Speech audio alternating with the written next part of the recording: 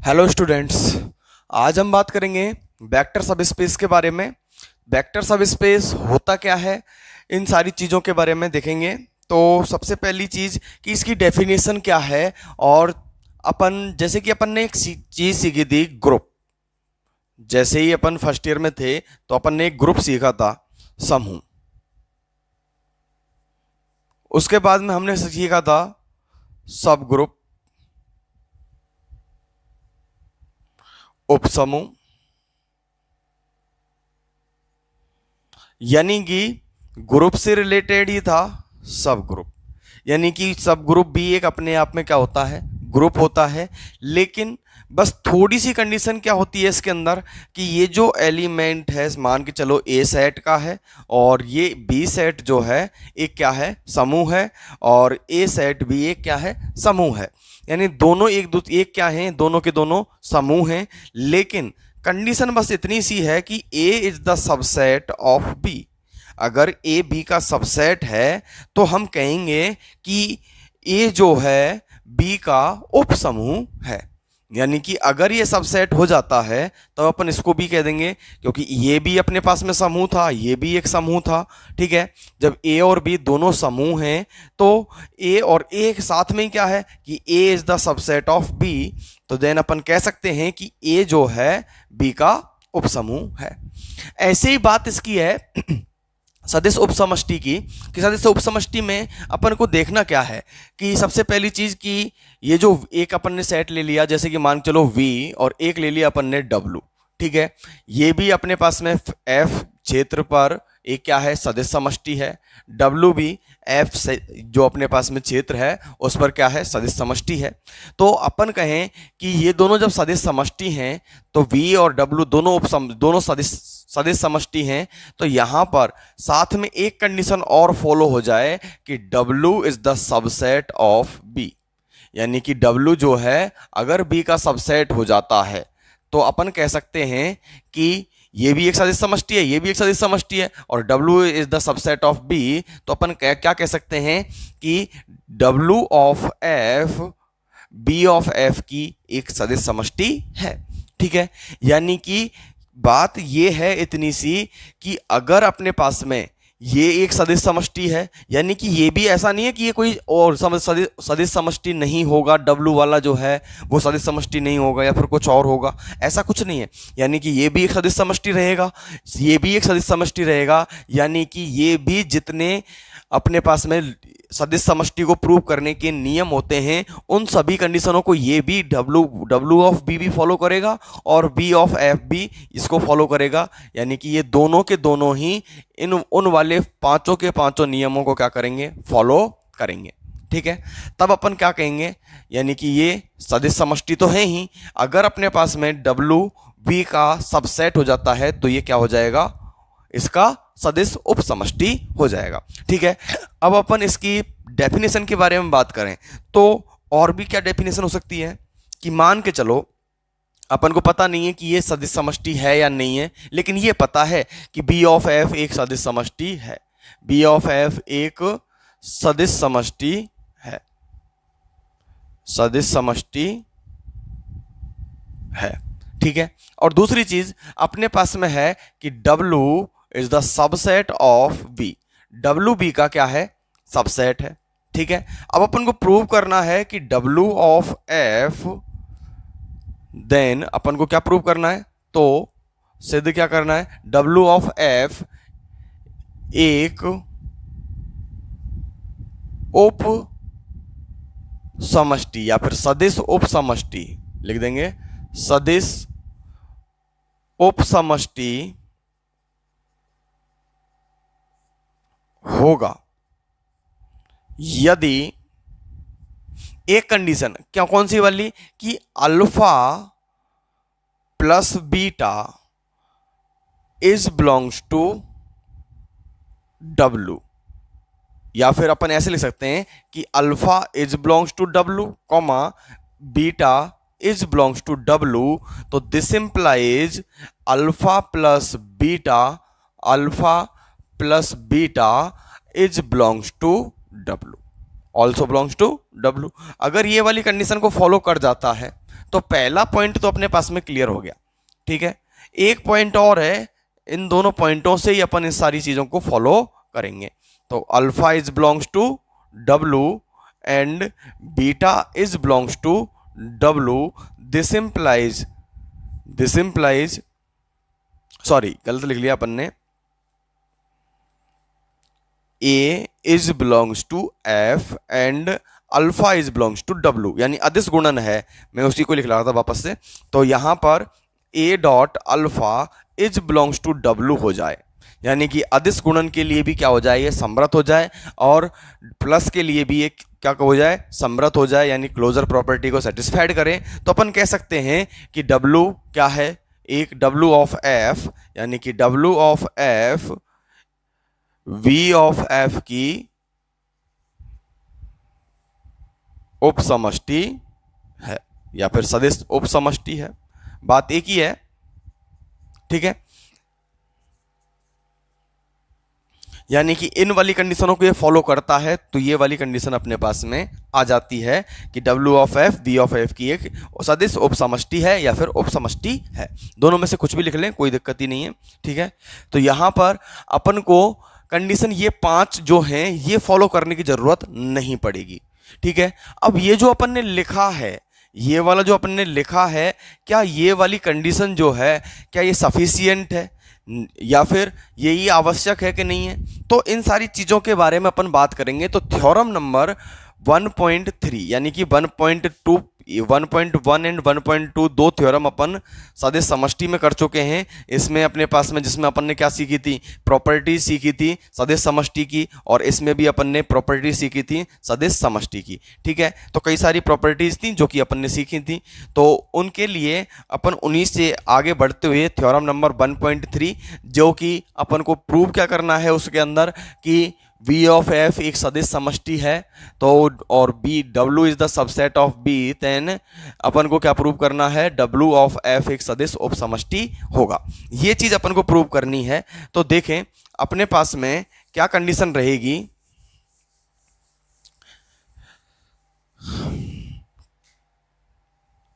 इस चीज को प्रूव करने के लिए दो तरीके से, सॉरी अपन दो पार्टों में इसको प्रूव करेंगे, यानी कि अपन को इसका विलोम भी इसका क्या करना है, प्रूव करना है, ठीक है। तो दोनों तरीके से प्रूव करेंगे कि अगर ऐसा हो तो क्या होगा और ऐसा है तब क्या कंडीशन होगी, ठीक है। अपन के पास में पहली चीज कि मैंने माना V ऑफ F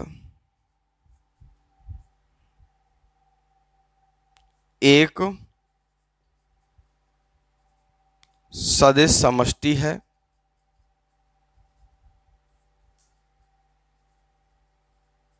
तथा W of F V of F की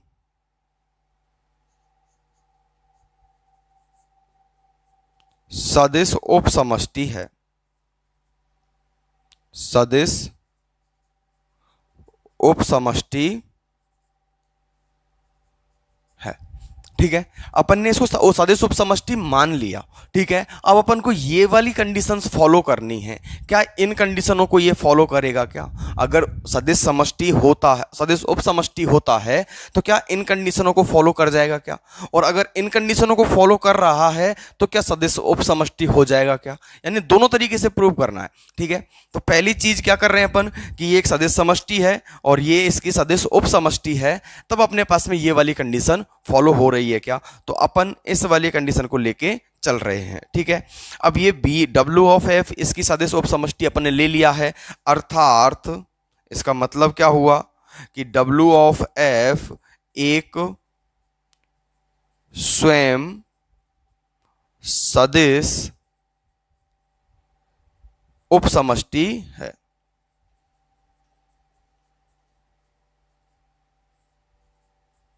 सदिश उपसमष्टि है।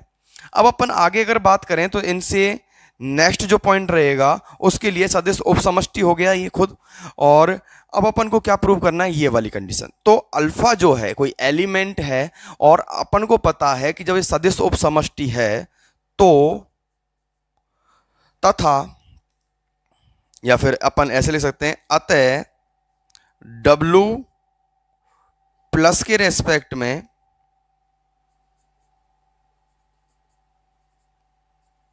आवेली समूह है,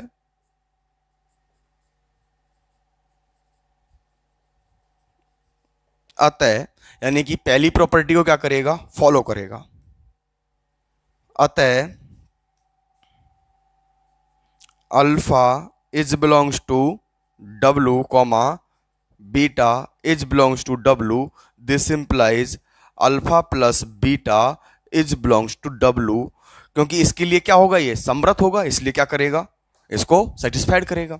सेकंड कंडीशन नेक्स्ट जो है इस वाले के लिए, और जब ये अपने पास में इसकी नियम जो है यानी कि V2 प्रॉपर्टी सदिश योग के अदिश गुणन के लिए ये वाली कंडीशन फॉलो होती है। तो सबसे पहले अदिश गुणन को क्या करेगा, समृत करेगा, यानी कि B2 प्रॉपर्टी के अकॉर्डिंग। ठीक है, अपन लिख लेंगे सदिश समष्टि के प्रगुणों के अनुसार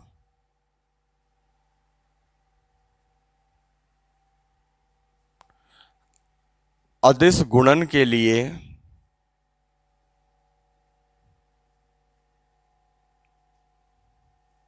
क्या होता है, समृत होता है, समृत होता है। अतः तो ये वाली जो कंडीशन है ये इसको फॉलो करेगी, और ये अपने पास में इसका मतलब कि A is belongs to F है कॉमा और alpha is belongs to W है, तो दिस इंप्लाइज हम कह सकते हैं कि A dot alpha is belongs to W।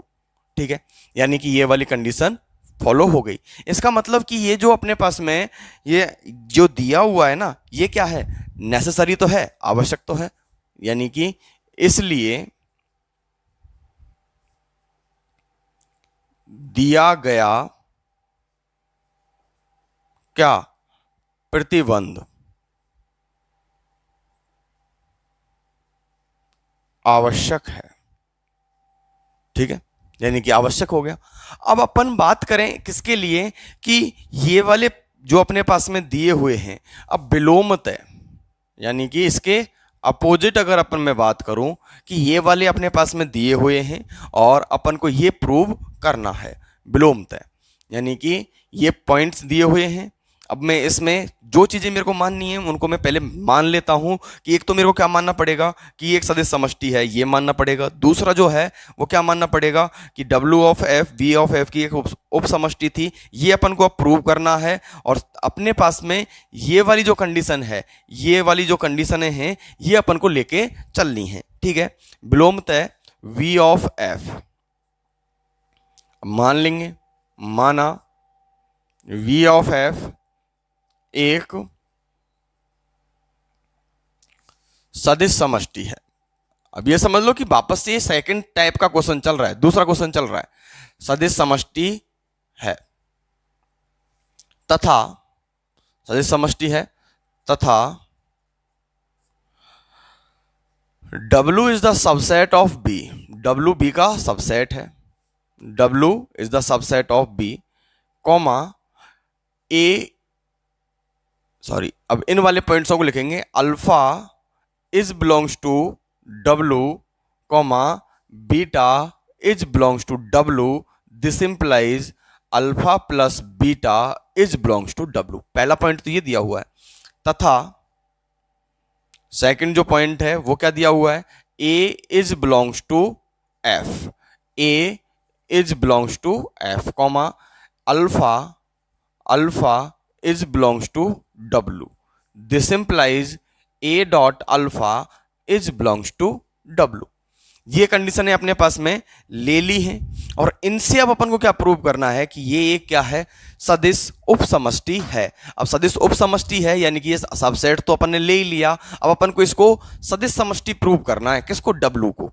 ठीक है, तो W के क्रम विनिमय समूह, या फिर अपन आवेली समूह भी ले सकते हैं, समूह होने के लिए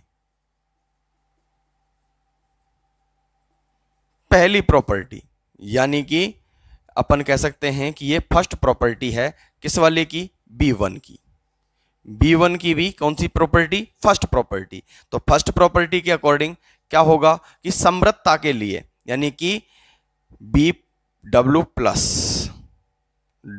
प्लस, यानी कि अब इसको क्या प्रूव कर रहे हैं अपन, सदिश समष्टि प्रूव कर रहे हैं। तो उसके लिए वही सारी चीजें यूज करनी पड़ेंगी जो अपन क्या क्या करते थे, जिनको अपन किसके लिए करते थे, V के लिए अपन ने की थी। हर एक क्वेश्चन में, हर एक जैसे जितनी भी मैंने एग्जांपल करवाए थे आपको, जितनी भी थ्योरम्स करवाई थी, उनमें अपन को ये वाली चीजें प्रूव करनी थी। तो इन्हीं के अकॉर्डिंग अपन इसमें प्रूव करते हैं। तो देखें कि alpha is belongs to W, alpha W में बिलोंग करता है, and beta is belongs to W, beta भी W में बिलोंग करता है। तो और ये डेफिनेशन के अकॉर्डिंग, ठीक है, तो alpha plus beta is belongs to W कहां से पता है, परिभाषा से। यानी कि ये तो अपन को परिभाषित करके दिया हुआ है ना, तो ये वाली कंडीशन अपन को परिभाषा से या फिर दिया है, दोनों में से आप कुछ भी लिख सकते हैं, ठीक है। अतः W प्लस क्रम विनिमय है, या फिर W में क्रम विनिमयता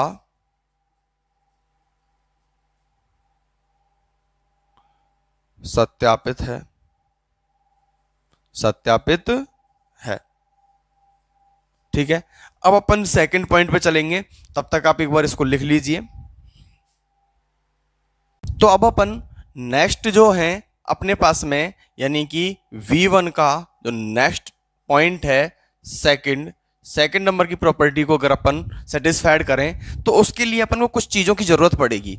यानी कि कई बार ऐसा भी होता है कि थ्योरम में किसी एक पार्ट को, पीछे वाले पार्ट को अपन पहले सॉल्व करते हैं और उसके बाद में फिर आगे वाला जो पार्ट है उसको बाद में सॉल्व करते हैं। जैसे कि अपन ने जब कभी भी क्वेश्चनों में देखा होगा कि कई बार अपन से पूछा होता है इस वाले एंगल की वैल्यू, तो हो सकता है कभी कभी और इसकी गिवन में होती है, तो अपन को इस वाले की वैल्यू निकालनी पड़ जाती है और फिर उसके बाद में अपन इसकी निकालते हैं, ठीक है। यानी कि पूछा नहीं था इसका, लेकिन फिर भी निकालना पड़ गया। कई बार इसका भी पूछ लेता है, कई बार इसका भी पूछ लेता है। तो जब अब इसमें यहां पर पहले जैसे कि इसका नाम दे दिया उसने x और इसका नाम दे दिया y, अब अपन x की वैल्यू बताओ और y की वैल्यू बताओ। तो आगे x दिया हुआ है तो अपन को लग रहा होगा कि अपन को पहले x की वैल्यू निकालनी चाहिए, तो अपन के पास में लेकिन निकल के नहीं आ रही हो तो फिर अपन किसकी वैल्यू निकाल लेते हैं, y की वैल्यू। तो अपन को दोनों ही निकालनी है, आंसर तो दोनों के ही देने हैं, ठीक है। तो अपन को करना क्या है कि यहां पर एक प्रॉपर्टी मैं पहले यूज करूंगा और उसके बाद में उसी प्रॉपर्टी का यूज करते हुए अपन आगे की प्रॉपर्टीज पर, पिछली वाली जो प्रॉपर्टी है उन पे आ जाएंगे। जैसे कि मैं सेकंड नंबर पे मैं एक प्रॉपर्टी यूज कर रहा हूं कि जैसे कि one is belongs to f, क्योंकि 1 f में बिलोंग करेगा, क्योंकि f क्या है, क्षेत्र है, f एक क्षेत्र है, ठीक है। अदिश गुणन के लिए समृद्ध है डेफिनेशन से, अदिश गुणन के लिए क्या है, समृद्ध है डेफिनेशन से। तो 1 is belongs to f, then this implies एक चीज और हो गई कि -1 is also belongs to f, ठीक है। -1 is also belongs to f, तो यहां से यानी कि f एक क्षेत्र है, इसकी वजह से 1 is belongs to f and -1 is also belongs to f, ठीक है। और अपने पास में a alpha is belongs to W, alpha जो है किसके लिए, किस में बिलोंग कर रहा है, W में। तो अपन कह सकते हैं कि यहां पर a -1 डॉट अल्फा, यानी कि a की जगह पर तो क्या आ गया, -1, और अल्फा की जगह पे अपने पास में अल्फा है, -1 dot alpha is belongs to W। क्यों, क्योंकि परिभाषा से, यानी कि अदिश गुणन के लिए समृद्ध है परिभाषा से, अदिश गुणन के लिए समृद्ध, ये वाली कंडीशन अपने पास में पहले ही उसने दे रखी थी, अदिश गुणन के लिए समृद्ध क्वेश्चन में दिया हुआ है, गिवन पार्ट है। तो -alpha is belongs to W, यानी कि माइनस अल्फा किस में बिलोंग कर रहा है, डब्लू में। यानी कि अल्फा अपने पास में है ही पहले से, और माइनस अल्फा किस में बिलोंग कर गया, डब्लू में। यानी प्रतिलोम अवयव अस्तित्व रखता है, प्रतिलोम अवयव का अस्तित्व है। और ये कौन सा प्रतिलोम होता है, योज्य। तो लिख देंगे योज्य प्रतिलोम अवयव का अस्तित्व है। ठीक है, अब अपन एक चीज में अगर यहां से कहूं कि अल्फा, नाउ अब अपन करें कि अब alpha is belongs to W and minus alpha is belongs to W. दोनों के दोनों किसमें हैं, डब्लू में बिलोंग कर रहे हैं। तो जब दो एलिमेंट डब्लू के हों तो योग के लिए समृत होगा ही होगा। तो मैं इनका योग करूं तो क्या होगा, समृत होगा। तो this implies minus alpha is belongs to W, क्योंकि योग के लिए समृत, योग के लिए समृत कहां से पता लग रहा है, समृत।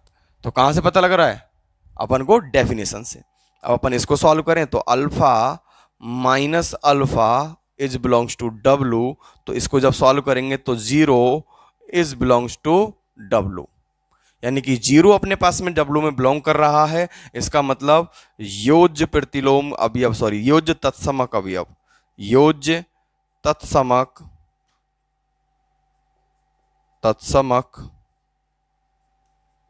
अवयव का भी अस्तित्व है।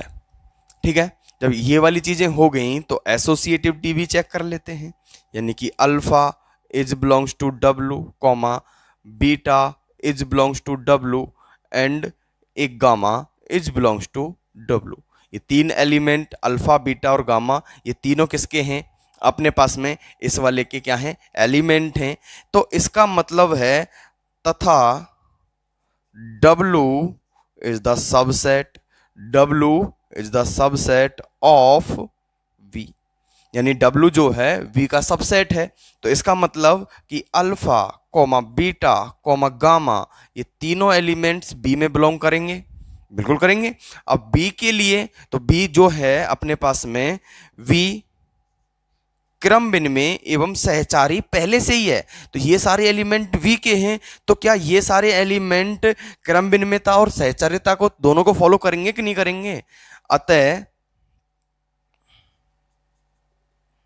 तथा इसमें ऐसे लिख लो, तथा या फिर परंतु V एक क्रम विनिमय समूह है, V एक क्रम विनिमय समूह है।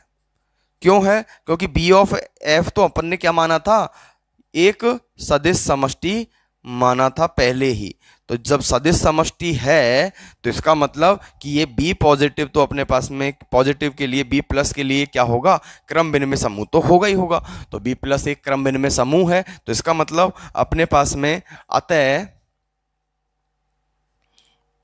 अतः अल्फा फॉर ऑल, या फिर ऐसे लिख लो alpha beta gamma, alpha beta gamma के लिए साहचर्यता एवं क्रम विनिमयता, क्रम विनिमयता दोनों का पालन करेगा। अतः W पॉजिटिव एक क्या है, क्रम विनिमय समूह, क्रम विनिमय समूह है। अब ये क्रम विनिमय समूह हो गया, अब अपन को क्या प्रूव करना है, यानी कि बाकी की चार प्रॉपर्टी। ठीक है, यानी कि, लेकिन ये अदिश गुणन के लिए समृत है, अदिश गुणन के लिए समृत है, तो इसका मतलब कि a dot alpha plus beta किस में बिलोंग करेगा, W में ही बिलोंग करेगा। ठीक है, यानी कि ये सदिश हो गया था और इनकी योग का योग पहले से ही बिलोंग कर रहा था कि अल्फा प्लस बीटा इसमें पहले से ही बिलोंग कर रहा है, तो अदिश गुणन फिर इसके बाद में बिलोंग कर जाएगा, तो अपने पास में ये क्या है, समृत तो है। लेकिन जब समृत है तो ऐसे ही करके बाकी की प्रॉपर्टीज के लिए समृत हो जाएगा। तो अपन लिख देंगे साथ ही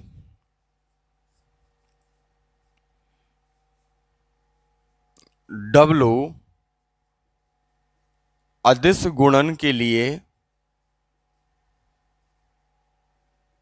समृत है, तो अदिश गुणन के लिए समृत है तो क्या होगा कि ये जो अपने पास में B2 V3 V4 and B5 सभी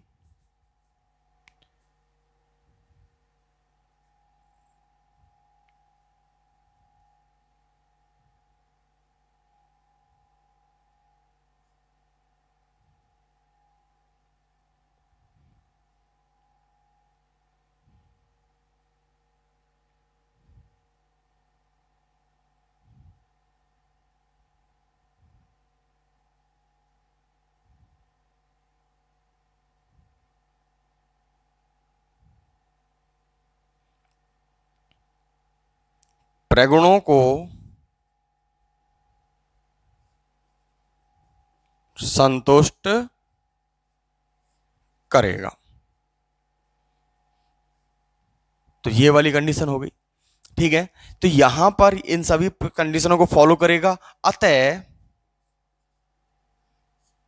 V ऑफ F एक सदिश समष्टि, sorry W of F, V of F नहीं, W ऑफ F एक सदिश समष्टि है। अभी सदिश समष्टि तो है ही, ये हो गया, परंतु W is the subset of B, तो हम कह सकते हैं, कि W of F V of F की सदिश उपसमष्टि है, सदिश उपसमष्टि है। ये अपन क्या कर सकते हैं, कह सकते हैं। ठीक है, तो यही अपन को क्या करना था, प्रूव करना था।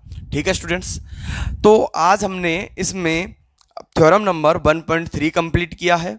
आगे की जो वीडियो जो रहेंगी उसमें अपन नेक्स्ट में दो थ्योरम तो कम से कम कंप्लीट करेंगे। ये वाली पहली थ्योरम थी जिसको अपन ने एक तरीके से प्रूव किया है।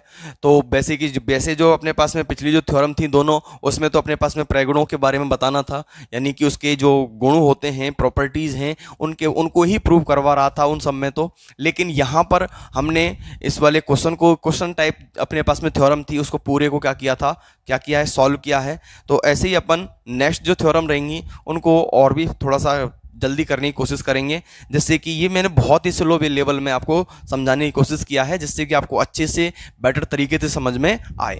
ठीक है स्टूडेंट्स, तो नेक्स्ट वीडियो में मिलते हैं फिर, तब तक के लिए बाय बाय, थैंक यू।